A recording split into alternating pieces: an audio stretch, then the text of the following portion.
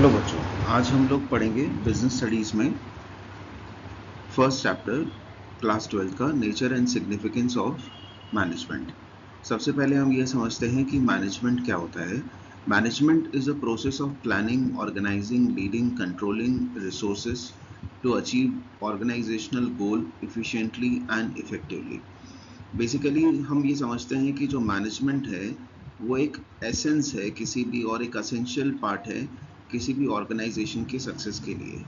Management एक group activity होता है जहाँ पे इंडिविजुअल्स जो हैं वो ग्रुप में परफॉर्म करते हैं इफेक्टिवली एंड इफिशिएंटली, मतलब कम से कम टाइम में और कम से कम कॉस्ट में वो उस काम को पूरा करने की कोशिश करते हैं जो भी उनके ऑर्गेनाइजेशन के ऑब्जेक्टिव्स होते हैं। इसके बाद हम समझते हैं कि बेसिकली जो मैनेजमेंट है वो एक ऐसा प्रोसेस है जहाँ पे आप कोऑर्डिनेट कर रहे हैं और ओवरसी कर रहे हैं जो वर्क रिलेटेड एक्टिविटीज़ हैं जिससे कि आप अपने गोल्स को अचीव कर सकें।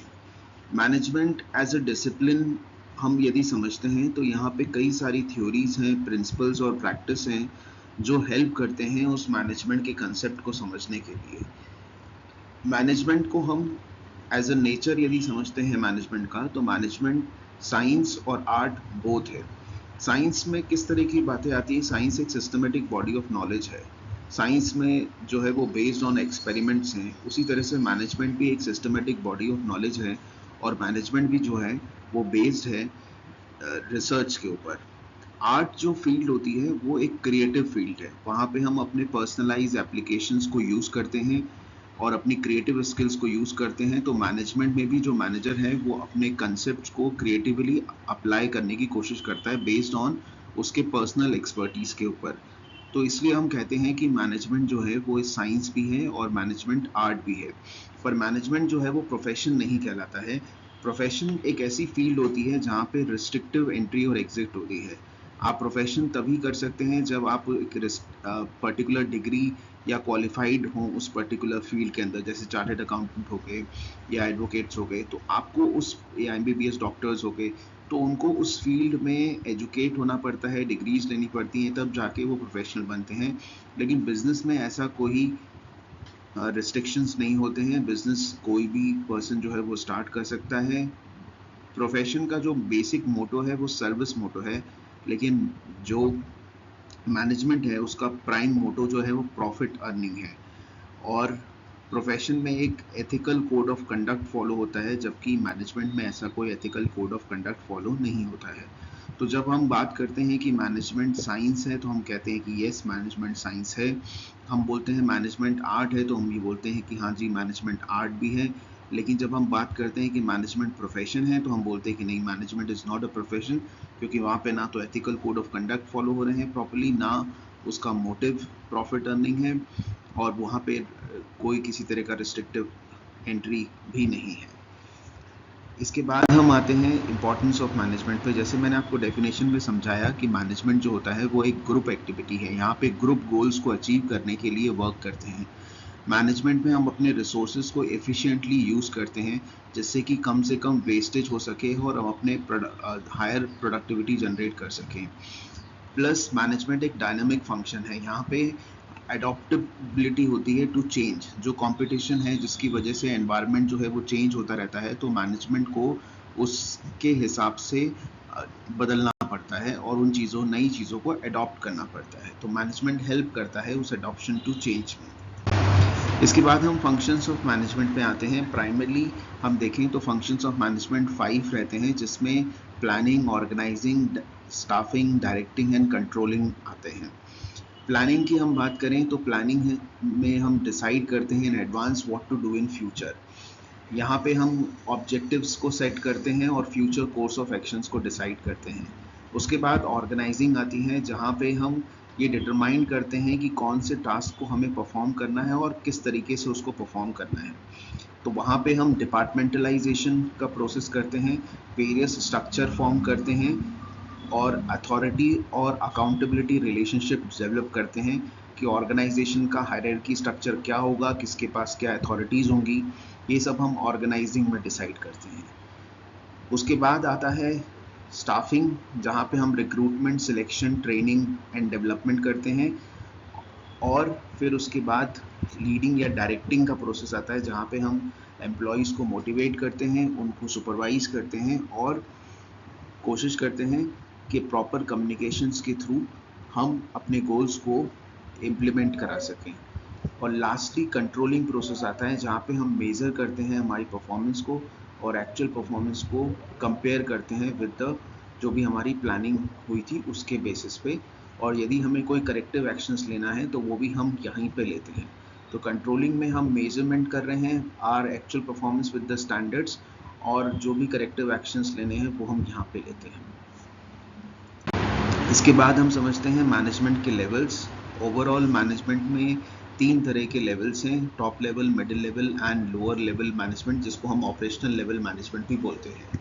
टॉप लेवल मैनेजमेंट में कंपनी के एग्जीक्यूटिव्स और overall chairman, board of directors, top management आता है, जिनका लॉन्ग वर्किंग आवर्स होता है और वो रिस्पॉन्सिबल होते हैं किसी भी ऑर्गेनाइजेशन के सर्वाइवल के लिए, क्योंकि वो पॉलिसीज़ मेक करते हैं और स्ट्रैटेजीज़ बनाते हैं जिससे कि कंपनीज़ को आगे सर्वाइवल और ग्रोथ हो सके। लॉन्ग टर्म उनका फोकस होता है ओवरऑल पॉलिसी मेकिंग और डिसीजन मेकिंग में। उसके बाद मिडिल लेवल मैनेजमेंट आता है, जिसका प्राइम काम एक लिंक की तरह होता है टॉप लेवल मैनेजमेंट और ऑपरेशनल लेवल मैनेजमेंट के बीच में। यहाँ पे डिपार्टमेंटल हेड्स आते हैं जो मैन पावर रिक्वायरमेंट को जज करते हैं। वो डिसाइड करते हैं कि कितना स्टाफ किस और डिपार्टमेंट्स में रहेगा बेस्ड ऑन उनकी नीड्स के हिसाब से, और ये इम्प्लीमेंटेशन का वर्क करते हैं। जो भी टॉप लेवल मैनेजमेंट स्ट्रैटेजीज होती हैं उसको इम्प्लीमेंट करने का काम मिडिल लेवल मैनेजमेंट का होता है, और ये आगे एक लिंक की तरह काम करते हैं टू द ऑपरेशनल मैनेजमेंट। अब ये जो लोअर लेवल मैनेजमेंट है या ऑपरेशनल लेवल मैनेजमेंट है, ये सुपरवाइजरी लेवल होता है जो डे टू डे ऑपरेशंस को सुपरवाइज करता है, और ये रिस्पॉन्सिबल होता है smooth functioning of the factory works और मैन पावर। तो एक्चुअल इम्प्लीमेंटेशन जो हो रहा है डेली ऑपरेशनल एक्टिविटीज़ का, उनको सुपरवाइज करने का काम जो है वो ऑपरेशनल लेवल मैनेजमेंट करता है। जिस तरीके से ये ट्रायंगल फॉर्म में शेप है, ये बताता है कि जितने टॉप लेवल मैनेजमेंट में हम जाते हैं वहाँ पे नंबर ऑफ रिसोर्सेज कम रहते हैं लेकिन उनकी रिस्पॉन्सिबिलिटी ज़्यादा रहती है, और जैसे जैसे हम नीचे आते हैं तो नंबर ऑफ एम्प्लॉयज़ जो हैं वो ऑर्गेनाइजेशन में उतने ज़्यादा रहते हैं। इसके बाद हम स्किल्स रिक्वायर्ड इन मैनेजमेंट की बात करते हैं। बेसिकली मैनेजमेंट के लिए हमें सबसे पहले टेक्निकल स्किल्स की ज़रूरत है। नॉलेज और प्रोफिशिएंसी चाहिए उस स्पेसिफिक एरिया की जिस एरिया में हम वर्क कर रहे हैं, उसको अंडरस्टैंड करने के लिए, उनकी कॉन्सेप्चुअल चीज़ों को अंडरस्टैंड करने के लिए, डेली ऑपरेशनल वर्क को करने के लिए हमारे पास टेक्निकल एक्सपर्टीज़ होना ज़रूरी है। उसके बाद आता है ह्यूमन स्किल्स, कैसे हम वर्क कर सकते हैं ग्रुप में इफ़ेक्टिवली, लोगों से कैसे वर्क करवा सकते हैं, वो ये एक स्किल जो है वो ह्यूमन स्किल कहलाती है। तो ability to work effectively with peoples, ये एक इम्पॉर्टेंट एस्पेक्ट है जो मैनेजमेंट में टीम वर्क बिल्ड करने के लिए ज़रूरी होता है और कॉन्फ्लिक्ट रिमूव करने के लिए ज़रूरी होता है। इसके बाद हम आते हैं कॉन्सेप्चुअल स्किल्स के ऊपर। Ability to visualise the organisation as a whole and understand how different parts relates to one another. ये टॉप लेवल मैनेजर्स इसके लिए रिस्पॉन्सिबल होते हैं। Conceptualise skills basically strategy making से रिलेट करती है। हम विजुअलाइज कैसे करें कि हमारी ऑर्गेनाइजेशन में क्या क्या नीड्स रहेंगी और आने वाले टाइम पे हम उसको कैसे सर्वाइव करवाएंगे, ये सारी चीज़ें कंसेप्चुअल स्किल्स के अंदर आती हैं जो बेसिकली टॉप लेवल मैनेजमेंट के लिए रिक्वायर्ड होती है। इसके बाद हम आगे आते हैं तो मैनेजमेंट और उसके इवोल्यूशंस की बात करते हैं। हिस्टोरिकली हम बात करें तो मैनेजमेंट जो है वो उसमें थ्योरीज थी, कई सारी अप्रोचेस फॉलो किया जाता था।